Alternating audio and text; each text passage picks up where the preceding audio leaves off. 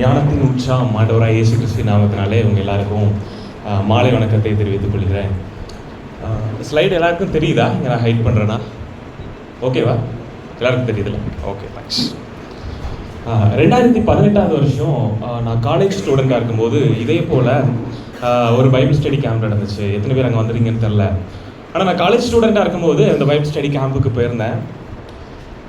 That really transformed my life அப்படின்னு சொல்லுவதில் நான் எந்த ஐயமும் பட மாட்டேன்.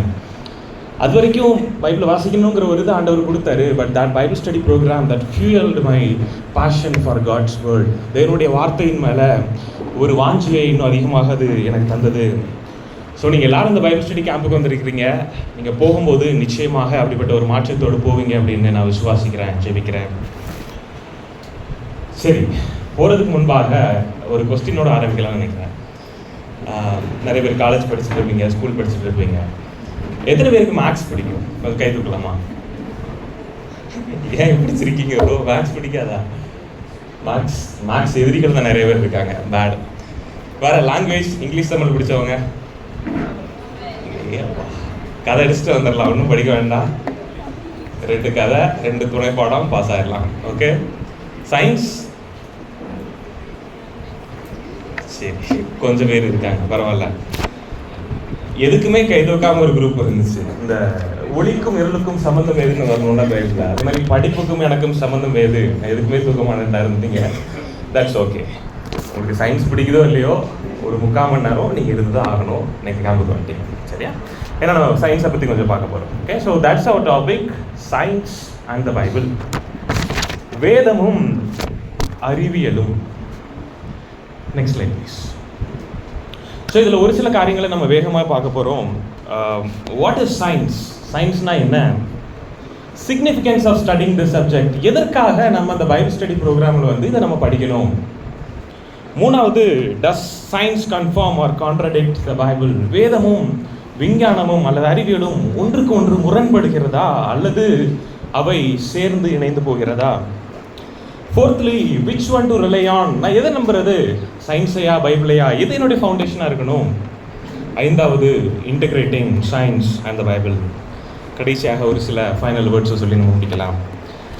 ஒரே ஒரு சின்ன ரெக்வஸ்ட் என்னென்னா, நீங்கள் மெசேஜ் கேட்க ஆரம்பிச்சிங்கன்னா தயவுசெய்து கடைசி வரைக்கும் அட்டென்டிவாக இருங்க. ஏன்னா நம்ம 1 by 1 ஸ்டெப் பை ஸ்டெப்பாக பில்ட் பண்ணி போவோம். நீங்கள் பாதிலே டைவர்ட் ஆகிட்டிங்கன்னா யூ வில் மிஸ் அண்டர்ஸ்டாண்ட். சரியா? Fine, will start with what is science. நீங்களே சொல்லுங்கள், சயின்ஸ்னா என்ன? அறிவியல். வேற?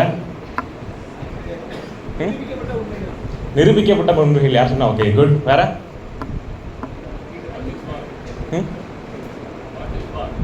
What is வாட்டா?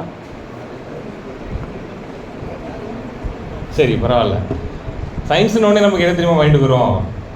Physics, chemistry, zoology, botany. அவ்வளோதான். எத்தனை வருஷம் படிச்சிருக்கோம் நாங்கள் ஸ்கூலில் இருந்து. இதுதான் சயின்ஸ் இல்லை?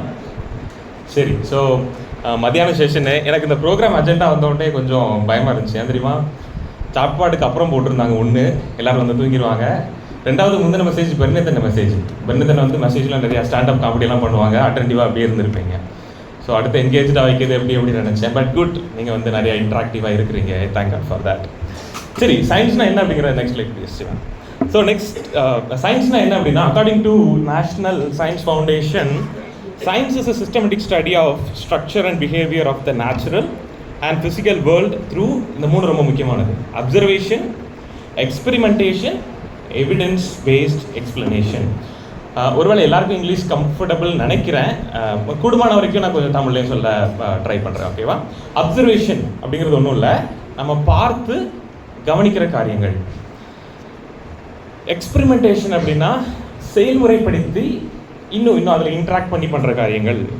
3வது, எவிடன்ஸ் பேஸ்ட். யாரோ சொன்னாங்க தெரியுமா? நிரூபிக்கப்பட்ட உண்மைகள். என்ன சொன்னாங்கன்னு நினைக்கிறேன். Experiment based explanation. சரி, எவிடன்ஸ் பேஸ்ட் எக்ஸ்பிளனேஷன், நிரூபிக்கப்பட்ட ஒரு விளக்க முறை. இதுதான் வந்து சயின்ஸ். இந்த 3 இருந்தால் தான் அது சயின்ஸ். இதுதான் வந்து NSFோட டெஃபினிஷன். நிறைய டைப் ஆஃப் சயின்ஸ் இருக்குது, இது நமக்கு தேவையில்லை. Natural science, social science, formal science, applied science. So இது எல்லாமே ஓகே, நீங்கள் ஜஸ்ட் ரெஃபரன்ஸ்க்காக பார்த்துக்கோங்க. இதுதான் சயின்ஸ். ஓகேயா? Next like please. அதே மாதிரி கொஞ்சம் கூடுமான வரைக்கும் நோட்ஸ் தயவுசெய்து எடுங்க. நான் அந்த காலேஜ் டேஸில் போன எல்லா கேம்ப்ஸுக்கும் நோட்ஸ் எடுத்து இன்னும் என்கிட்ட இருக்குது. நம்ம நோட்ஸ் எடுக்கும்போது கடவுள் உண்மையிலே நிறையா வேதத்தின் சத்தியங்களை நம்ம கற்றுக் கொடுப்பார். நம்ம significance of studying the subject. எதற்காக நம்ம அந்த சப்ஜெக்டை படிக்கணும், இது உண்மையிலே முக்கியமாக இவ்வளோத்தையும் நம்ம படிக்கணுமா அப்படின்னு கேட்டோம் அப்படின்னா 2 ஆன்சர் நான் சொல்லுவேன். ஒன்று, நம்ம காலேஜ்லேயோ ஸ்கூல்லையோ வேலை பார்க்குற இடத்துலையோ ஒரு காமனான ஒரு கொஸ்டின் வரும். என்ன தெரியுமா?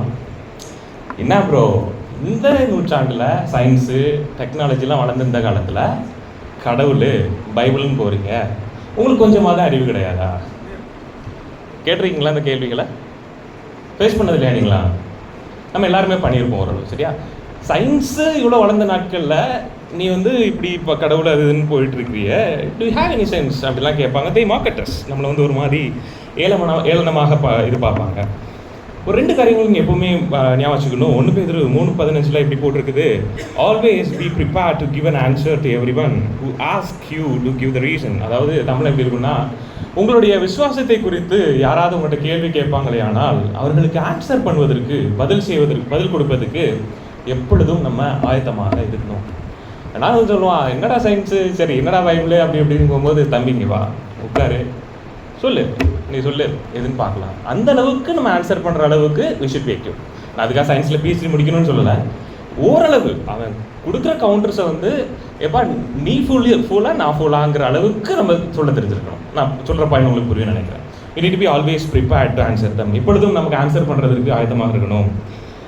2வது, build arguments based on their belief system. நம்ம நிறைய நேரத்தில் என்ன தப்பு பண்ணிடுவோம் தெரியுமா? இப்படி யாராவது வரும்போது, பைபிள் இப்படி தான்ப்பா போட்டிருக்கு, சயின்ஸை பற்றி எனக்கு தெரியாது, பைபிளில் இப்படி தான் போட்டிருக்கு, இந்த ஃபிலாசபி பற்றி எனக்கு தெரியாது அப்படின்ட்டு ஒதுங்கிடுவோம். But that is not the ideal way. We need to build arguments based on their belief system. அவன் ஒன்று நினச்சிட்டு இருப்பான், ஒன்று யோசிச்சு வச்சுருப்பான், அவனுக்குன்ட்டு ஒரு திங்கிங் இருக்கும். அதுலேருந்து நம்ம ஆர்குமெண்ட் பில்ட் பண்ண ஆரம்பித்தோம் அப்படின்னா we can build that conversation. அப்படியா, ஆமாம் அப்படின்ட்டு அவனும் கொஞ்சம் ஆர்வமாக வருவான். that is how we need to build arguments based on their belief system. இது யார் பண்ணா தெரியுமா?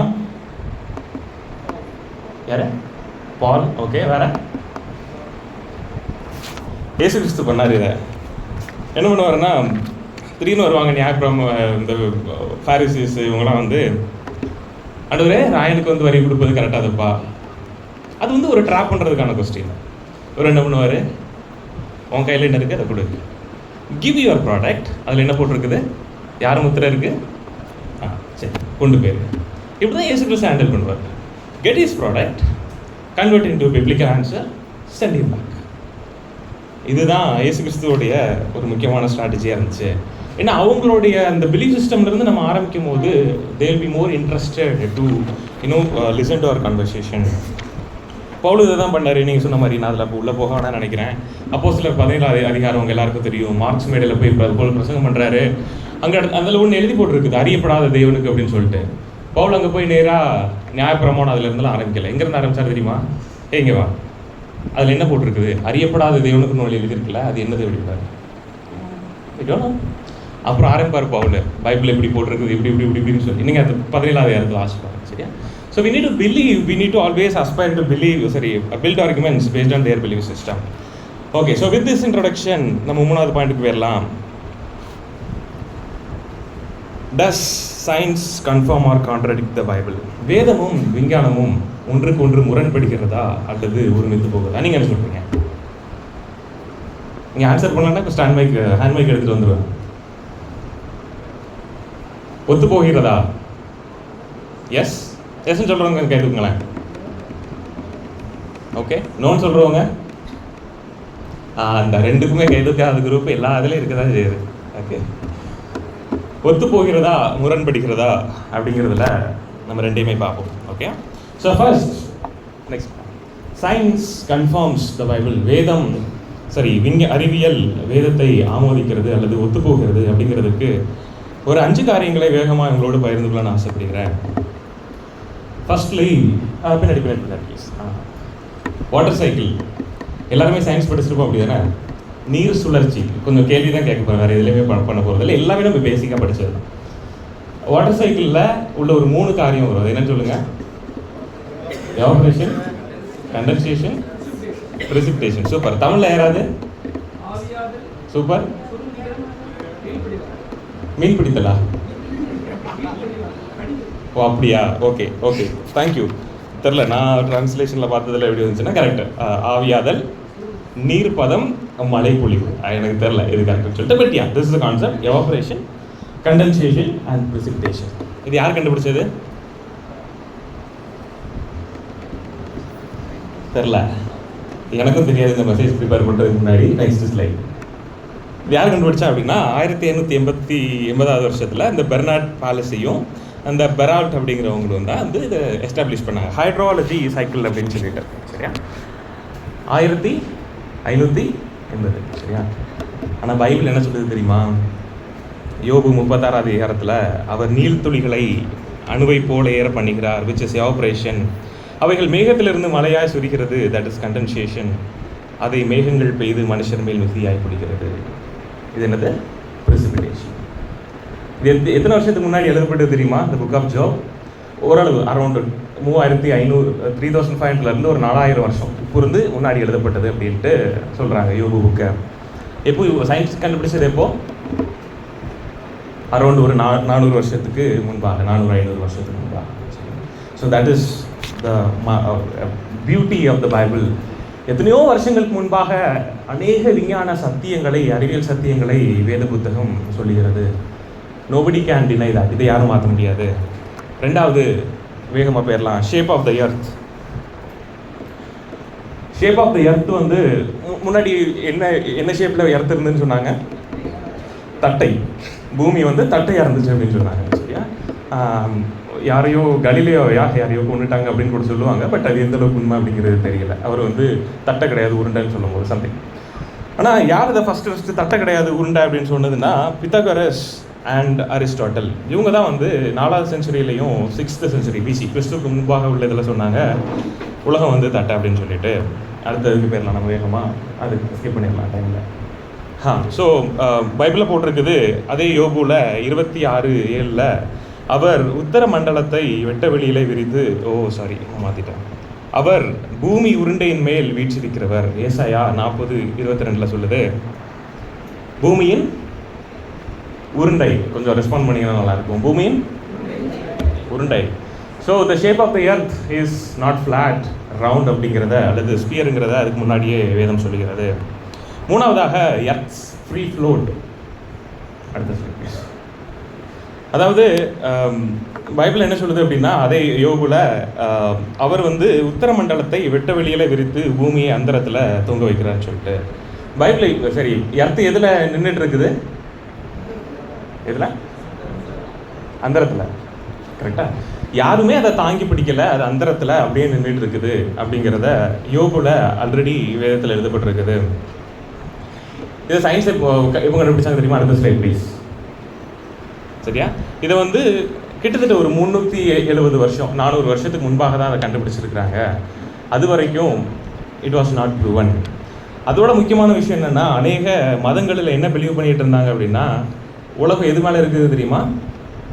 4 யானைகள் மேலே நின்றுட்டு இருக்குது அப்படின்னு சொல்லிட்டு they told that. So Bible clearly says what science has proven today. நான்காவது, the path of the sea. இதை கேள்விப்பட்டிருக்கீங்களா யாரும்? கடல்லையும் there is some path. அதாவது சும்மா அங்கே இங்கேன்ட்டு போகிறது கிடையாது. கடலில் ஒரு ஓஷன் கரண்ட் இருக்குது. கடல்லையும் வந்து ஒரு பாத் இருக்குது அப்படிங்கிறத கண்டுபிடிச்சிருக்கிறாங்க. அதாவது ஓஷனோகிராஃபியில் நம்ம பார்ப்போம். உங்களுக்கு இந்த ஸ்லைடு பின்னாடி ப்ளீஸ், அந்த இது உங்களுக்கு புரியும்னு நினைக்கிறேன். நான் எக்ஸ்பிளைன் பண்ண வேண்டாம். இப்படி தான் வாட்டர் கரண்ட் இருக்கும், ஓஷன்லேயே பாத் இருக்கும் அப்படிங்கிறத வந்து சயின்ஸ் ஃபவுண்ட். இது யார் கண்டுபிடிச்சா தெரியுமா? Next slide. மாத்யூ மௌரே அப்படின்னு சொல்லிட்டு ஒருத்தர் இருக்கார். இவர் எப்படி கண்டுபிடிச்சாரு தெரியுமா? ஒரு நாள் அவருடைய பொண்ணு கூட உட்காந்து அவர் பைபிளை வாசிச்சுட்டு இருந்தாராம். சங்கீதம் 8வது அதிகாரம் 8வது வசனத்தில் there came a word path of the sea. இவர் ஆக்சுவலி ஒரு வந்து மரைன் ரிலேட்டடாக உள்ளவர். இவர் ocean I don't know like நேவிலேயோ இதுலேயோ இருந்தவர். ஓகே. அப்போ வந்து ஒரு தடவை பைபிள் வாசிச்சுட்டு இருக்கும்போது அந்த சங்கீதம் 8:8 பார்த்துட்டு what is this path of sea, path of சீன்னு ஏதோ போட்டிருக்குதே, இது என்னது அப்படின்னு சொல்லிட்டு அவர் ஆராய்ச்சி பண்ண ஆரம்பித்தார். அவர் தான் அதை கண்டுபிடிச்சார். He found on the basis of the Bible. வேதத்தின் அந்த அந்த ட்ரிகரை வச்சு கண்டுபிடிச்சார். இவர் தான் ஃபவுண்டர் ஆஃப் மாடர்ன் ஓஷனோகிராஃபி ஏதோ சொல்லுவாங்க. 5வது கடைசியுமா போட்டுருங்க அப்படியே. யாரும் மெடிசன் ரிலேட்டடாக படிக்கவங்க யாரும் இருக்கீங்களா? இருந்தாலும் நான் ஏன்டா இப்போ கையை தூக்குறேன் மாட்டேன் மாட்டுறதுக்கு, நான் பாட்டில் கை கீழே வச்சுக்கிட மாட்டேன். சரி, no problem. Life is in the blood போட்டிருங்க அடுத்த ஸ்லைடு. ஸோ 1620 வருஷத்தில் வில்லியம் ஹார்வே அப்படின்னு சொல்லிட்டு ஒருத்தர் தான் சர்க்குலேஷன் ஆஃப் த பிளட்டை கண்டுபிடிச்சார். ஓகேயா, அது வந்து ஹார்ட் பம்ப் பண்ணுது. ஒவ்வொரு வெயின்ஸு இந்த பிளட் வெசல்ஸ் மூலமாக உடம்பு ஃபுல்லாக சர்க்குலேட் ஆகுது அப்படின்னு சொல்லிட்டு அவர் தான் கண்டுபிடிச்சாரு. நான் ரொம்ப உள்ளே போகணும், அடுத்த ஸ்லைடு போட்டு அப்படியே ஸ்கிப் பண்ணிடலாம். சரியா, அடுத்த ஸ்லைட் ப்ளீஸ். ஸோ இந்த இந்த இந்த ரத்தத்தில் தான் வந்து இந்த பிளட் தான் என்ன பண்ணுது அப்படின்னா எல்லா நியூட்ரியன்ஸையும் வந்து எல்லா பாடியோட பார்ட்ஸுக்கெலாம் கொண்டு போகுது. So the life is in the blood அப்படிங்கிறத வந்து கண்டுபிடிச்சாங்க. சரியா, அதுக்கு முன்பாக என்ன கான்செப்ட் இருந்துச்சு அப்படின்னா அடுத்தது பிளட் லெட்டிங் அப்படின்னு ஒன்று இருந்துச்சு. இது ஒன்றும் கிடையாது. ஏதாவது ஒரு வியாதி வந்துருச்சு அப்படின்னா ரத்தத்தை வந்து ட்ரெயின் பண்ணுவாங்களாம். ட்ரெயின்னா 60% 70% எனக்கு தெரியல. ட்ரெயின் பண்ணும்போது அவங்க என்ன பிலீவ் பண்ணாங்கன்னா ஹீல் ஆயிடும் அப்படின்னு சொல்லிட்டு. சரியா, ஸோ அதில் தான் பிரசிடென்ட் ஜார்ஜ் வாஷிங்டன் வந்து அந்த பிளட் லெட்டிங் இதில் தான் வந்து இறந்து போயிட்டாரு அப்படின்னு சொல்லிட்டு சொல்கிறாங்க. ஸோ அதுக்கு முன்னாடி வந்து இதுதான் பிலீவ் பண்ணிட்டு இருந்தாங்க. ஆனால் லேவியாரகமம் 17:11 என்ன சொல்லுதுன்னா, which was written 3500 years ago, 3500 வருஷத்துக்கு முன்னாடி எழுதப்பட்டது. என்ன சொல்லுதுன்னா, மாம்சத்தின் ரத்தம் சொல்லுங்க ரத்தத்தில் இருக்கிறாங்க. சரியா, so this is what the Bible found. முக்கியமான கேள்விக்கு போகிறேன். 5 காரியங்களை பார்த்துருக்கோம். Where Bible confirms, science confirms the Bible. அடுத்தது வேதம் விஞ்ஞானமும் உடன்படுகிறதா அப்படின்னு கேட்டால், is there anything that science contradicts the biblical truth or biblical fact அப்படின்னு கேட்டால் எஸ். முக்கியமாக ஒரு 3 காரியங்களில் வேதமும் அறிவியலும் முரண்படுகிறது. அதை நம்ம குயிக்காக பார்த்துட்டு போகலாம். Next, the origin of universe. எப்படி வந்து இந்த உலகம் உண்டாக்கப்பட்டது, அல்லது எப்படி இந்த யூனிவர்ஸுக்கு என்ன சொல்லுவோம், ஆகாய மண்டலம் what ever it may be, எப்படி உருவாக்கப்பட்டது அப்படின்னு கேட்டோம்னா பைபிள் என்ன சொல்லுது? ஆதியிலே தேவன் வானத்தையும் பூமியையும் சிருஷ்டித்தார். இதுதான் பைபிள் சொல்லுது. சயின்ஸ் என்ன சொல்கிறாங்க தெரியுமா? நான் எக்ஸ்பிளைன் பண்ணுறதுக்கு முன்பாக they tell something called big bang theory. கேள்விப்பட்டிருக்கீங்களா? Big bang theory. Big bang theory அதை தான் வந்து சயின்ஸ் சொல்லுது. ஒரு வீடியோ இருக்கு, நம்ம அப்படி ப்ளே பண்ணி பார்த்துடலாம்.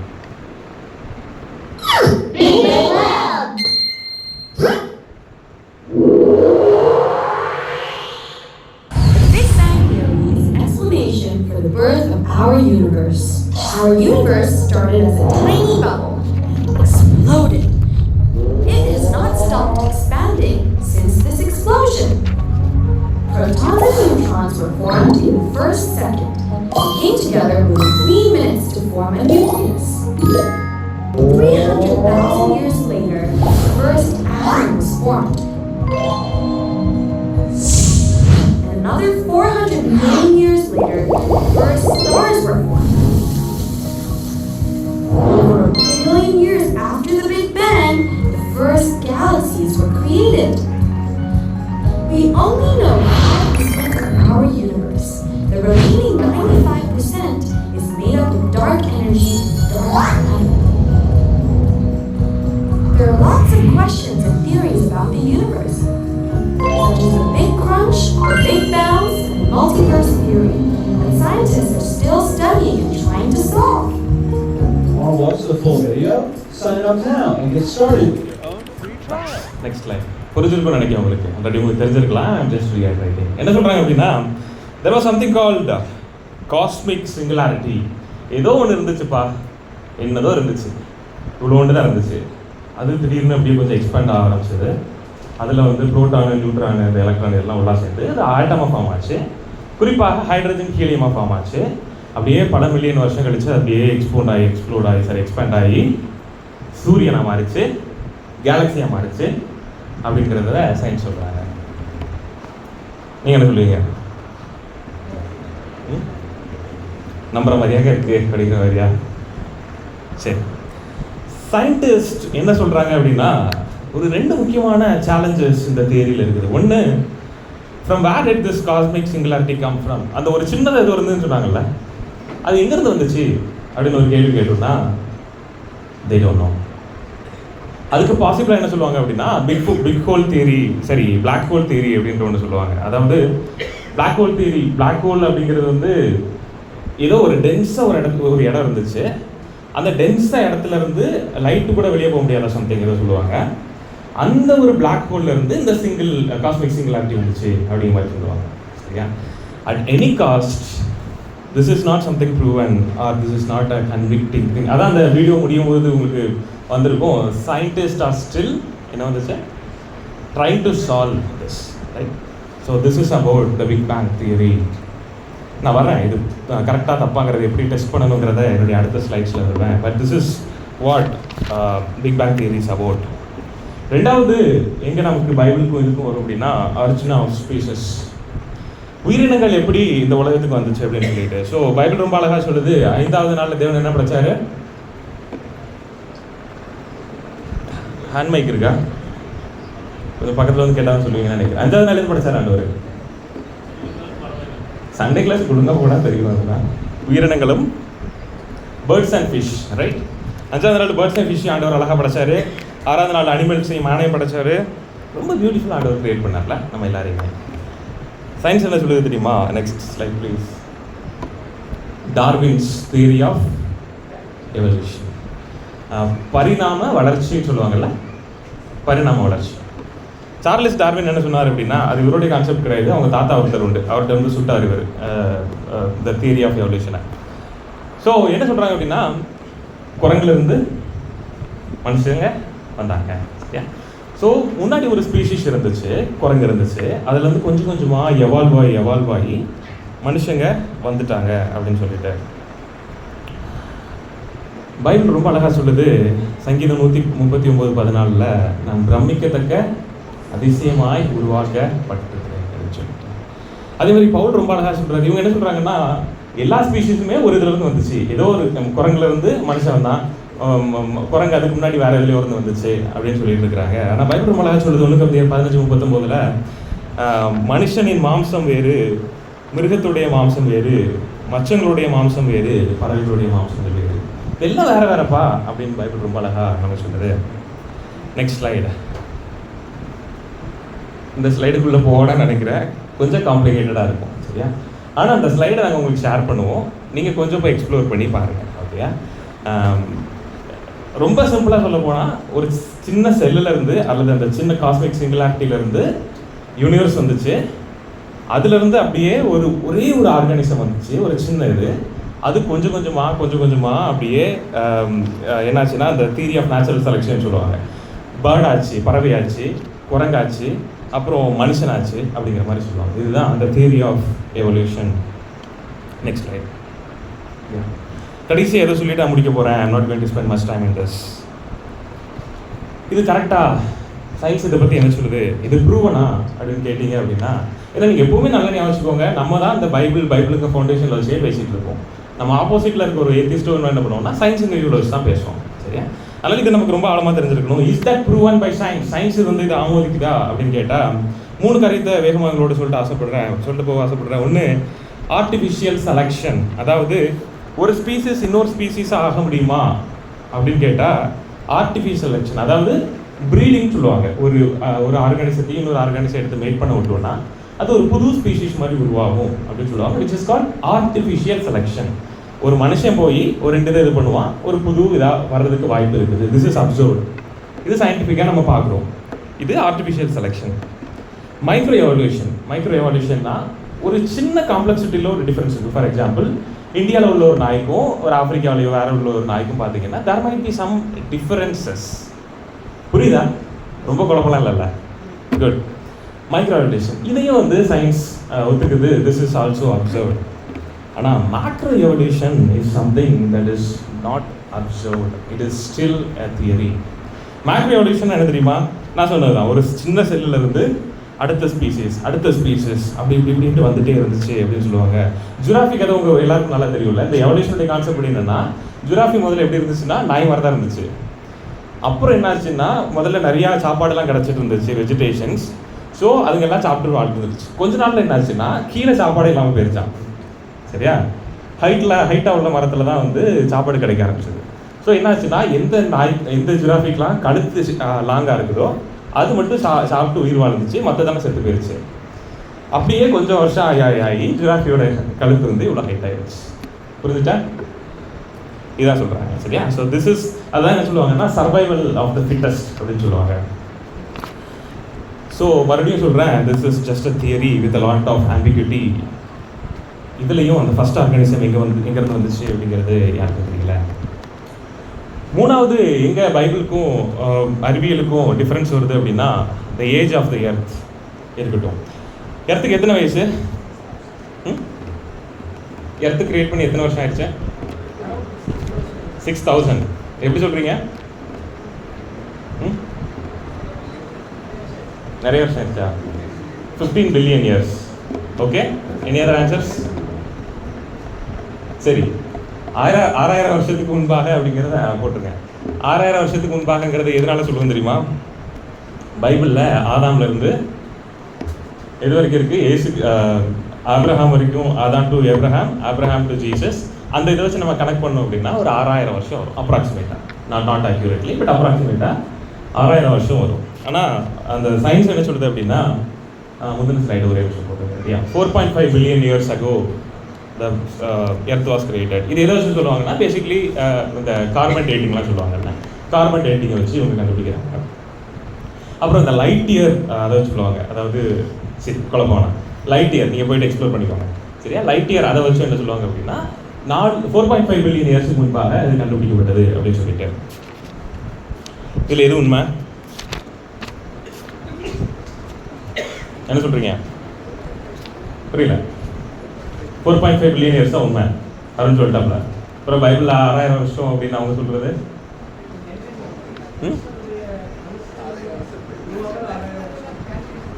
புரியல.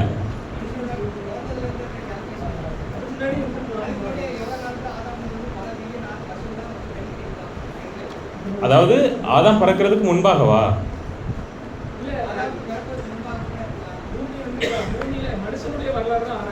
ஓகே, 6வது நாள்ல மனுஷனை கிரியேட் பண்ணாரா ஆண்டவர்?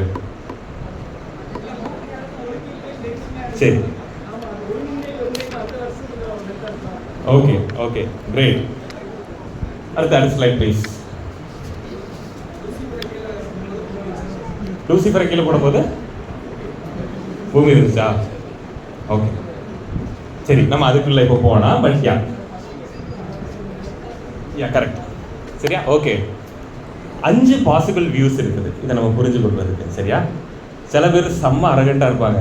பைபிளில் 6000 வருஷம் தான் சொல்லுது, சயின்ஸ் என்னதுன்னா எனக்கு நான் டோன்ட் கேர் என்று போயிட வேண்டும்ட்டு நம்ம தலைவர் சொன்ன மாதிரி போயிடுவாங்க. ஒரு சில வியூ என்ன சொல்லுவாங்க அப்படின்னா, ஃபஸ்ட்டு அதான் நீங்கள் சொன்ன கேப் தியரி. ஓகே, ஸோ ஆதியாகமம் 1:1 என்ன சொல்லுது? எடுத்துக்கலாம், பைபிளை திறக்கவே இல்லை பைபிள் ஸ்டடின்னு சொல்லிட்டேன். ஆதியாகமம் 1 என்ன சொல்லுதுன்னா, ஆதியிலே தேவன் வானத்தையும் பூமியும் சிருஷ்டித்தார். பூமியானது ஒழுங்கின்மை வெறுமையானது, ஆழத்தின் மேல் இருந்தது, தெய்வ ஆவியானவர் அசைவாடி கொண்டிருந்தார். சரி, நான் வேர்ஸ் மாற்றி போட்டிருக்கிறேன்னு நினைக்கிறேன். அதாவது இந்த முதல்ல ஆண்டவர் படைச்சாரு, வானத்தையும் பூமியும் படைச்சாரு. ஆனால் அது ஒழுங்கின்மையாக இருந்துச்சு. அதுக்கப்புறம் பல மில்லியன் இயர்ஸுக்கு அப்புறம் கடவுள் வெளிச்சம் உண்டாக கடவுள்னு சொன்னார். Which is recorded as the day 1 அப்படின்னு பைபிளில் போட்டிருக்கு அப்படின்னு. புரியுதா உங்களுக்கு? Which they call as gap theory. ஒரு குரூப் என்ன சொல்கிறாங்கன்னா, பல பில்லியன் இயர்ஸுக்கு முன்னாடியே உலகம் வெறுமையாக என்ன இருக்கிறது ஒழுங்கின்மையாகவும் இருந்துச்சு. அதுக்கப்புறம் ஆண்டவர் எல்லாத்தையும் அதை சரி பண்ணார், டே 1, 2, 3, 4 அப்படின்னு சொல்லிட்டு. இன்னொரு இது என்ன சொல்கிறாங்க அப்படின்னா, த இல்லூஷன் ஆஃப் டைம். அதாவது கடவுளுக்கு வந்து ஒரு நாள் இது வேற. இல்லூஷன் ஆஃப் டைம்ங்கிறது ஒன்றும் இல்லை. கடவுள் அந்த இதை படைக்கும் போதே எப்படி படைச்சிட்டாரு அப்படின்னா, பூமி வயசான மாதிரி படைச்சிட்டாரு.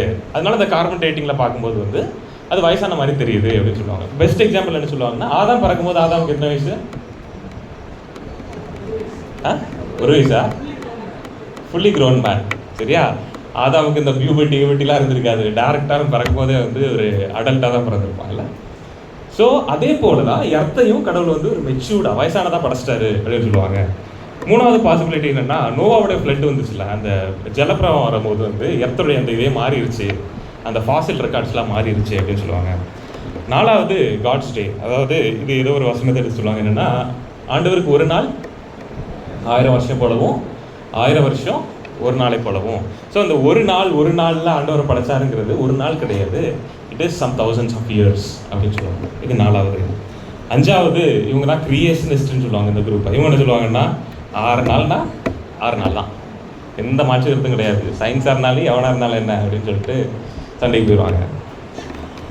ஏன்னா அந்த ஹீப்ரு வேர்டு ஒன்று இருக்குது, அந்த அந்த 6 நாள் அப்படின்னு ஒரு தெரியும். அதோட ஹீப்ரு வேர்டு என்ன அப்படின்னா யாம் அப்படின்னு வரும், which means 24 hours or era of time. அதுக்கு 2 மீனிங் இருக்குது, சரியா?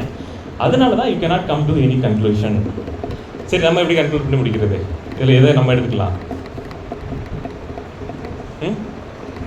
இல்லை, எந்த தியரி எடுத்துக்கலாம்? இல்லை 6,000 வருஷம் ஆண்டா அப்படி தானே?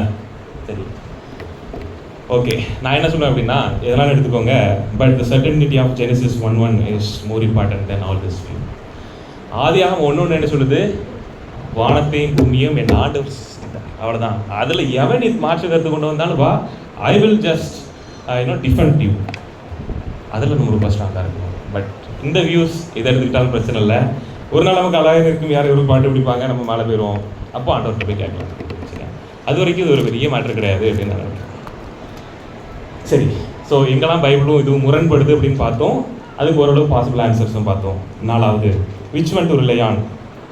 டைம் நமக்கு ஆயிடுச்சு, சரி சீக்கிரம் போகலாம். Which one to rely on? இப்போ நான் சயின்ஸ் என்னுடைய ஃபவுண்டேஷனாக வைக்கணுமா, அல்லது வேதத்தை நான் ஃபவுண்டேஷனாக வைக்கணுமா? இந்த ட்ரூத்தெல்லாம் எப்படி டெஸ்ட் பண்ணுறது, எது உண்மை போய் அப்படிங்கிறத நான் எப்படி டெஸ்ட் பண்ணுறது அப்படின்னு கேட்டிங்கன்னா, ஒரு 5 டெஸ்ட்டை நான் வேகமாக உங்களுக்கு சொல்ல போகிறேன். எந்த இது வந்தாலும் அந்த இதை எப்படி டெஸ்ட் பண்ணுவோம் தெரியுமா? First, the text of consistency. ஒரு சீரான தொடர்ச்சி இருக்கணும். நெக்ஸ்ட், அதாவது சயின்ஸ் ஃபஸ்ட்டு என்ன சொல்லுவோம் அப்படின்னா, முதல்ல வந்து எர்த்து ஃப்ளாட்டுன்னு சொல்லியிருக்கோம், அதுக்கு அடுத்தது வந்து ஸ்பியர்னு சொல்லியிருக்கோம். நீங்கள் இந்த டேபிள் காலத்தை பார்த்துக்கோங்க, சரியான உள்ளே போகலை. ஸோ இந்த மாதிரி ஒரு கன்சிஸ்டன்சி இல்லாமல் ஒவ்வொரு நாளும் ஒவ்வொரு ஏஜ்லேயும் ஒவ்வொரு வியூஸ் வரும் சயின்ஸ். ஆனால் பைபிள் அப்படி கிடையாது, அது பிரிண்ட் பண்ணி நம்ம கையில் இருக்குது. It is very consistent through the history. அது மாற்றப்பட தேவையில்லாமல் அப்படியே இருக்குது. Test of consistency. 2வது, டெஸ்ட் ஆஃப் நான் கான்ட்ரடிக்ஷன். ஒன்றுக்கும் ஒன்று முரண்பாடு இல்லாமல் அதில் இருக்குது. ஃபஸ்ட்டு மெசேஜில் பெரணிதன் சொன்னாங்க, பைபிள் வந்து ஒரு 40 ஆத்தருக்கு மேலே எழுதப்பட்டது, அரௌண்ட் ஒரு 1500 இயர்ஸ்க்கு மேலே அதை எழுதினாங்க. ஆனால் அதில் ஒரு பியூட்டி என்ன தெரியுமா? ஆண்டவர் வானத்தையும் பூமியும் எங்கே கிரியேட் பண்ணார், அங்கேருந்து ஆரம்பிக்கும், எங்கே போய் முடியும்? பைபிள் எதில் முடியுது? அரௌண்ட் அந்த புதிய வானம் பூமி கிரியேஷன் வரைக்கும் முடியுதுன்னு வச்சுக்கோங்களேன். இந்த எல்லாத்தையும் அப்படியே வாசித்து பார்த்தீங்கன்னா அதில் ஒரு த்ரெட் இருக்கும். இங்கே ஒரு கதை, அங்கே ஒரு கதை, இதுவும் அது முரண்படுது, இது கிடையாது, அப்படி எதுவுமே இருக்காது. சரியா? The Bible is very consistent and it does not contradict each other. அதில் ஒரே ஸ்டோரி அப்படியே வரும். நீங்கள் அதனால தான் இந்த பைபிளில் இந்த குறி சொல்கிற மாதிரி இந்த வாக்குத்தத்த வசனத்தை எடுத்து இது பண்ணுறதெல்லாம் it is misleading. Through out நம்ம அந்த பைபிளை படிக்கும் போது it is very consistent and it doesn't contradict. அடுத்த ஒரே ஒரு ஸ்லைடை மட்டும் பார்த்துக்கலாம். முடிஞ்ச அந்த பைபிளை நீங்கள் வாங்க. சரியா? இது ஒரு புக் ஆக்சுவலி, இந்த ஸ்டோரி அப்படின்னு சொல்லிட்டு ரொம்ப நல்லா இருக்குது. என்னென்னா, பெருந்தனை சொன்னாங்கல்ல, ஸ்டார்டிங்லேருந்து என்ன அப்படியே போச்சு அப்படின்ட்டு, அது ஒரு கதை மாதிரி அப்படியே கொண்டு போயிருப்பாங்க. சரியா? முடிஞ்சதுன்னா இதை வாங்குங்க. எந்த ஒரு எந்த ஒரு கான்ட்ரடிக்ஷனும் பைபிள் இந்த இதில் இருக்காது. That is the second test. The Bible is not contradicting. சில பேர் நிறைய ஹைலைட் பண்ணுவாங்க. நீங்கள் யூடியூப்லலாம் போய் பார்த்தீங்க அப்படின்னா பைபிள் இது தப்பு, இது கான்ட்ரடிக்ட் ஆகுதுன்னு சொல்லிட்டு, but they are all manageable. எல்லாத்துக்குமே வந்து ப்ராப்பர் ஆன்சர்ஸை அப்பாலஜெட்டிக்ஸ் கொடுத்துட்ருக்காங்க. 3வது, test of answering fundamental questions. ரொம்ப முக்கியமான ஒரு காரியம். இதை நான் உங்களை தயவுசெய்து கவனமாக கேட்க ஆசைப்படுறேன். சயின்டிஸ்ட்டோ அல்லது ஏத்திஸ்ட்டோ யார் வந்தாலும் இதில் நம்ம ரொம்ப கான்ஸ்டண்ட்டாக இருக்கணும். ஒரு மனுஷனுக்கு முக்கியமாக ஒரு 4 கேள்விக்கு ஆன்சர் தெரியும். என்ன தெரியுமா? The origin, destiny, meaning and morality. Origin, நான் எங்கேருந்து வந்தேன்? Where did I come from? Destiny, what happens to a human being when he dies? ஒருத்தர் சாகும்போது என்ன ஆகும்? Meaning, what gives life meaning? 4வது, மொராலிட்டி, நல்லதுக்கும் தீமைக்கும் நான் எப்படி டிஸ்டிங்யூஸ் பண்ணுவேன், டிஃப்ரென்ஷியேட் பண்ணுவேன். இந்த 4க்கும் சயின்ஸால் ஆன்சர் பண்ண முடியுமா? Yes or no? Yes, no? சரி, வாட் எவர். ஆரிஜின் எப்படி வந்து நம்ம கிரியேட் பண்ணப்பட்டோம் அப்படின்னா எவல்யூஷன் தெரியுது, இதெல்லாம் சொல்லுவாங்க. That is not proven. Destiny, நீ எங்கப்பா போவ, செத்ததுக்கு அப்புறம் என்ன ஆகும் அப்படின்னா நோபடி நோஸ், நீ மண்ணுக்குள்ளே போயிடுவ, அவ்வளோதான். அதனால தான் ஒரு கிறிஸ்து அறிந்தவனுக்கும் அறியாதவனுக்கும் அந்த ஹோப் ஆஃப் ரெசரக்ஷனில் ஒரு டிஃப்ரென்ஸ் இருக்கும். நம்ம எங்கே போகிறோம் அப்படிங்கிறது தெரியாது. மூணாவது மீனிங், வாழ்க்கையில் என்ன மீனிங் இருக்குது, அந்த ஃபஸ்ட்டு 2க்கு ஆன்சர் இல்லைன்னா 3வது ஆன்சர் இருக்காது. எப்படி பிறக்கும், எங்கே போகிறோம் அப்படிங்கிறதுக்கு தெரியலன்னா நடுப்பட்டதில் மீனிங் இருக்காது. சரியா? அதனால தான் பவுல் சொல்கிறாரு, ஒருவேளை மரித்தோர் உயிர் தள்ளலைன்னா நம்ம புசிப்போம் குடிப்போம் நாளைக்கு செத்து போயிடும் அப்படின்ட்டு ஜாலியாக இருக்கலாமே அப்படின்னு பவுல் ஒரு கேள்வி எழுப்புறாரு. மீனிங்கே இல்லாமல் இருக்குமே அவனுடைய லைஃப் அப்படின்னு சொல்லிட்டு. Science doesn't give a meaning or a purpose for living. 4வது மொராலிட்டி, எது நல்லது எது கெட்டது அப்படிங்கிறத சயின்ஸ் சொல்லலை, ஆனால் வேதம் அது ரொம்ப கிளியராக சொல்லுது. That is the test of answering fundamental question. 4வது பைபிளா சயின்ஸா, நான் எதை பிடிச்சிக்கணும் அப்படிங்கிறதுக்கு the testimony of our soul. காரில் பொதுவாக என்ன வசனம் எழுதி போட்டிருப்போம், என் சமூகம் உனக்கு உன் பாசை இல்லை. சூப்பர். வேற God is love, God is gift, God's gift எழுதி போட்டிருப்பாங்க. God's gift, what else, நிறைய எழுதி போட்டிருப்பாங்க. சரியா? ஆனால் எங்கள் சர்ச்சில் ஒரு அண்ணனுடைய காரில் என்ன எடுக்க தெரியுமா, உன்னுடைய வேதம் என் மன மகிழ்ச்சியாக இருந்தால் என் துக்கத்திலே நான் மணிந்து போயிருப்பேன், நான் அழிஞ்சு போயிருப்பேன். இந்த எக்ஸ்பீரியன்ஸை நம்ம எல்லாருமே பெற்றிருப்போம்ல. அந்த வேத வசனம் என்னை மாற்றினது, தட் ட்ரான்ஸ்ஃபார்ம்டு மை லைஃப். நான் எப்படியோ இருந்தேன், ஆனால் அந்த வேத வசனத்தை பார்க்க ஆரம்பித்த உடனே, படிக்க ஆரம்பித்த உடனே என்னுடைய சோல் இட் காட் கன்வெர்டட். என்னுடைய உள்ளான மனுஷன்ல ஒரு பெரிய மாற்றம் வந்தது. My life was change. உங்களுடைய ஆத்மாவுக்கு அது தெரியும், உங்களுடைய உள்ளான மனுஷனுக்கு அது தெரியும். என்னதான் இந்த தியரி அது இதுன்னு படித்தாலும், irrespective of all of that, my soul will say that the Bible is true. அது ஜீவனுள்ள வார்த்தை, என்னுடைய மாற்ற வல்லமை உள்ள வார்த்தை அப்படிங்கிறத உங்களுடைய உள்ளான மனுஷன் அது சொல்லும். அதான் சங்கீதக்காரர் ரொம்ப அழகாக சொல்கிறாரு, உங்களுடைய வேதம் எனக்கு மன மகிழ்ச்சியாக யாராவது இருந்தால் என் துக்கத்தில் அனுப்பி. எத்தனை நாட்கள் நம்ம அந்த பைபிளை திறந்து அதை கண்ணீரனால் நினச்ச அனுபவம் நமக்கு இருக்கும் தானே? அல்லது நம்ம ஏதோ ஒரு இக்கட்டான சூழ்நிலை இருக்கும்போது அந்த வேதத்தின் வார்த்தை நமக்கு கால்களுக்கு தீபமாக நம்ம நடத்தியிருக்கும் தானே? என்னுடைய உள்ளான மனுஷனுக்கு அது தெரியும். எந்த சயின்டிஸ்ட் யார் வந்தாலும் சரி, my soul will never accept that. ஏன்னா என்னுடைய வேதம் உண்மையானது. 5வது கடைசியாக test according to the definition. சயின்ஸோட டெஃபினேஷன் என்னன்னு பார்த்தோம், observation, experimentation, evidence based explanation. நல்லா புரிஞ்சுக்கோங்க, இந்த எவல்யூஷனோ அந்த பரிணாம வளர்ச்சியோ பிக் பேங் தியரியோ தே ஆர் ஜஸ்ட் தியரி.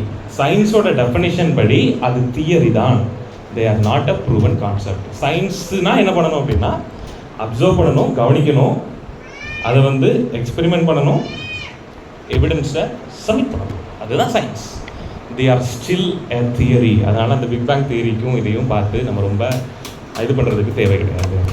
5வது will move on quickly, integrating science and Bible. வேதத்தையும் சயின்ஸையும் இன்டகிரேட் பண்ணுறது எப்படி, ரொம்ப முக்கியமான ஒரு பாயிண்ட்டுக்கு நான் வரேன். நான் ஸ்டெப் பை ஸ்டெப்பாக பில்ட் பண்ணி போயிட்டுருக்கேன். அதை நான் சொன்னேன், கொஞ்சம் கேர்ஃபுல்லாக அப்சர்வ் பண்ணுங்கள்.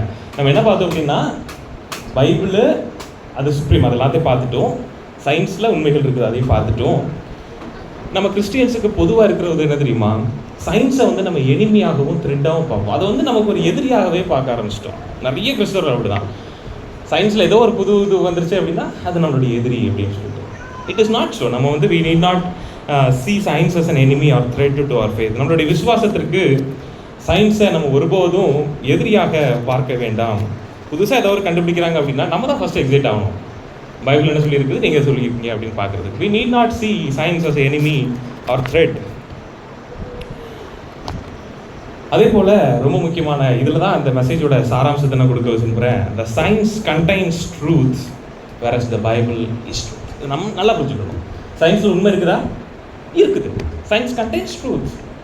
ஏன்னா நிறைய வெளிப்பாடுகளை கடவுள் கொடுக்குறாரு, நம்ம ஆராய்ச்சி பண்ணுறோம், இதெல்லாம் பண்ணுறோம். சயின்ஸ் கண்டெய்ன்ஸ் ட்ரூத், ஆனால் பைபிள் இஸ் ட்ரூத். இந்த ரெண்டுக்கும் நிறைய வித்தியாசம் இருக்குது. சரியா? சயின்ஸில் அநேக உண்மைகள் இருக்கலாம், எல்லாமே இருக்கலாம், ஆனால் வேதம் முழுமையாக அது உண்மையானது. அதனால தான் true science and Bible never contradict each other. உண்மையான சயின்ஸும் வேதமும் ஒருபோதும் முரண்படாது. ஏன்னா இது தேவன் கொடுத்தது, இது மனிதன் எக்ஸ்பெரிமெண்ட் பண்ணி ப்ரூவ் பண்ணது. These two never contradict. அது இல்லாமல் இந்த சுற்றிக்கிட்டு இருக்கானோ அப்படிங்களா கொஞ்சம் குரூப், அதுதான் கான்ட்ரடிக்ட் ஆகும். This is how we need to integrate both. இந்த வியூ நமக்கு இல்லாமல் போயிடுச்சு. இன்றைய கிறிஸ்தவத்தில் இது இல்லாமல் போயிடுச்சு. we need to integrate both Bible and science இது யார் பண்ணா தெரியுமா? கிரேட் சயின்டிஸ்ட் இந்த ஹிஸ்ட்ரி பண்ணாங்க. சரித்திரத்தில் உள்ள அநேக விஞ்ஞானிகள் இதை பண்ணாங்க. அதே மாதிரி great revolution in science happened after Protestant reformation. இதை விட்டுட்டேன். அதாவது ப்ரொட்டஸ்டன்ட் ரிஃபர்மேஷனை பற்றி உங்களுக்கு தெரியும். ஒருவேளை ஹிஸ்ட்ரி ஆஃப் பைபிளில் அண்ணன் எடுப்பாங்கன்னு நினைக்கிறேன், எனக்கு தெரியல. அதுக்கப்புறம் தான் வந்து ஒரு பெரிய மாற்றத்தை சயின்ஸில் பார்க்க ஆரம்பித்தோம். நம்ம குயிக்காக அடுத்த 2-3 ஸ்லைடு ஸ்கிப் பண்ணிட்டு போயிடலாம். பைபிள் பிலீவிங் சயின்டிஸ்ட் இவ்வளோ பேர் இருந்தாங்க. ஓகே, பாரோமீட்டர் கண்டுபிடிச்சதாக இருக்கட்டும், லா ஆஃப் கிராவிட்டி கண்டுபிடிச்ச ஐசக் நியூட்டனாக இருக்கட்டும், இவங்க எல்லாரும் வந்து தே ஆர் பைபிள் பிலீவிங் கிறிஸ்டியன்ஸ். சரி, நான் அந்த ஃபஸ்ட்டு ஒரு 5 இது சொன்னேன்ல, எங்கெல்லாம் வேதமும் இதுவும் ஒத்து போகுது அப்படின்னு சொல்லிட்டு 5 தான் நான் சொன்னேன். இதே போல் ஒரு ஹண்ட்ரட்ஸ் ஆஃப் திங்ஸ் இருக்குது. சரியா? So these are the Bible believing Christians. அதுக்கு அடுத்தது பைபிள் பிலீவிங் சயின்டிஸ்ட்.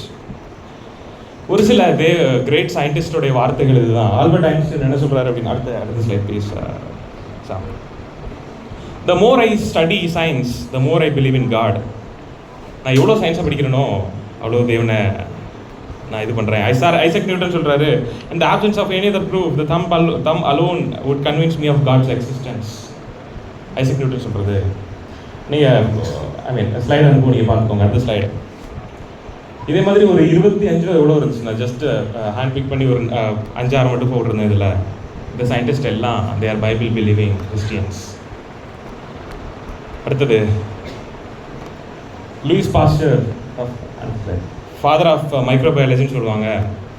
இவர் என்ன சொல்கிறாருன்னா, little science takes you away from God, but more of it takes you to him. நீ கொஞ்சம் அங்கங்கன்ட்டு சயின்ஸை படிச்சேன்னா அது ஒன்று கடவுளை விட்டு தூரமாக கொண்டு போகும். ஆனால் more of science will bring you closer to God அப்படின்னு சொல்கிறாரு லூயிஸ் பாஸ்டர். அதுக்கு அடுத்தது லீ ஸ்ட்ராபல் என்ன சொல்கிறார் அப்படின்னா, டு கண்டினியூ இன் ஏத்திசம், கடவுள் இல்லை அப்படிங்கிறத நம்புறதுக்கு I need to believe that nothing produced everything. ஒன்றுமே இல்லாதது எல்லாத்தையும் ப்ரொடியூஸ் பண்ணிருச்சு, லைஃபே இல்லாதது லைஃபை ப்ரொடியூஸ் பண்ணிட்டு, randomness produced fine tuning, chaos produced information.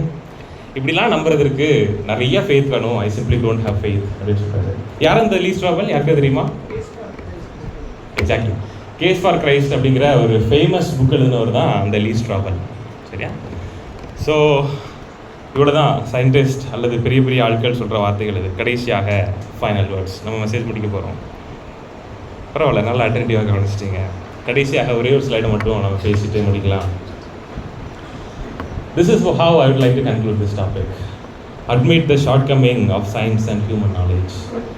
என்னதான் நம்ம ரிசர்ச் பண்ணி இதெல்லாம் பண்ணினாலும் நம்மளுடைய சயின்ஸையும் நம்மளுடைய அறிவையும் அதில் உள்ள ஷார்ட்கமிங்ஸ்னால் அதில் உள்ள குறைபாடுகளையும் நம்ம ஒத்து தான் ஆக வேண்டும். ஏன்னா நம்மளுடைய அறிவு குறைவுள்ளது. சரியா? அதனால we should accept that நம்மளுடைய ஹியூமன் பிரெயினால எல்லாத்தையும் புரிஞ்சுக்க முடியாது. அதை நம்ம எப்பவுமே அக்செப்ட் பண்ணி தான் ஆகணும். சரியா? சயின்டிஸ்ட் அவங்க வேலை அவங்க பண்ணிட்டு இருப்பாங்க, but we can never understand 100% because our human mind is not capable of understanding everything.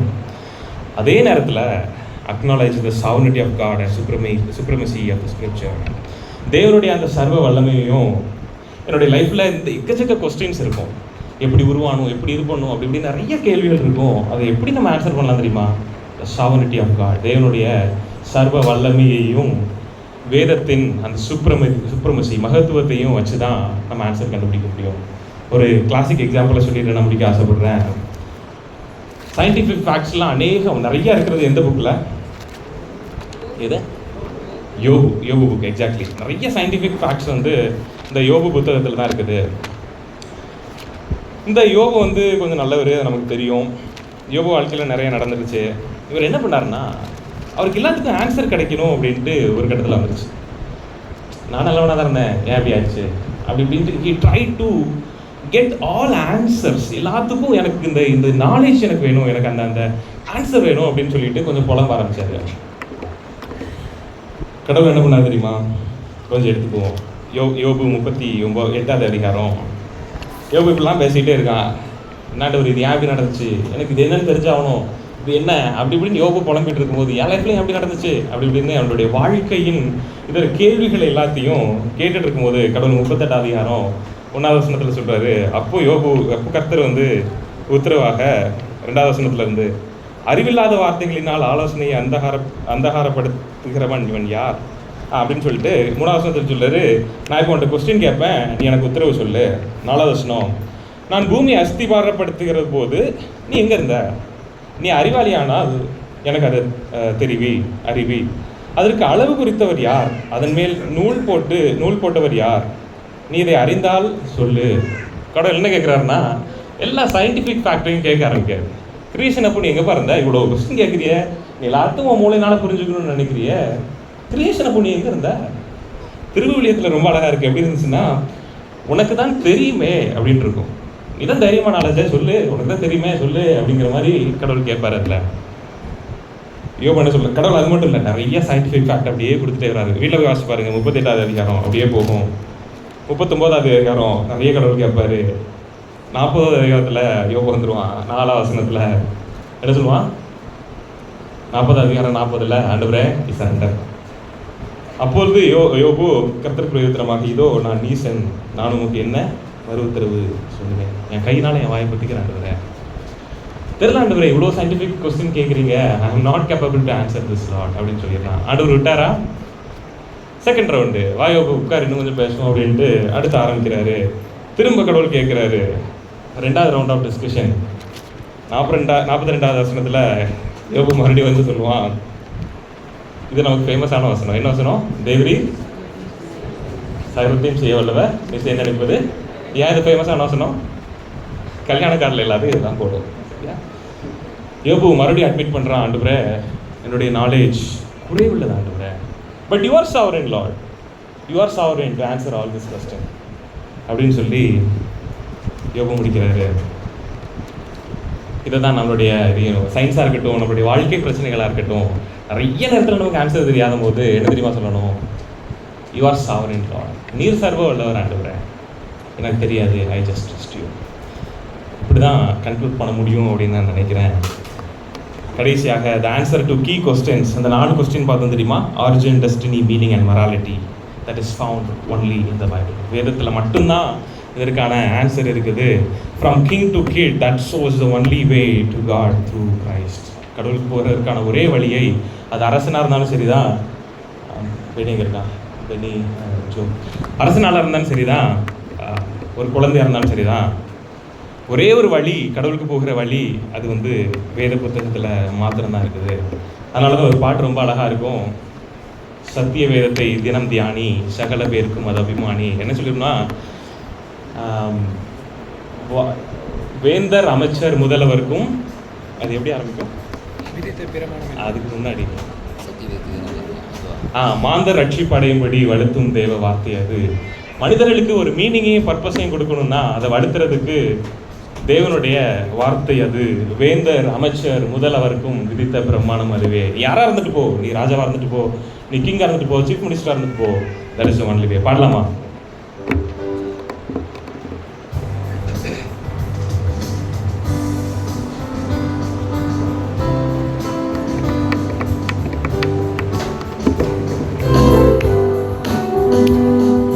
சத்திய வேதத்தை தினம் தியானி, சகல பேர்க்கும் அதபிமானி, உத்தம ஜீவிய வழி காட்டும், உயர்வானுலகில் உனை கூட்டும்.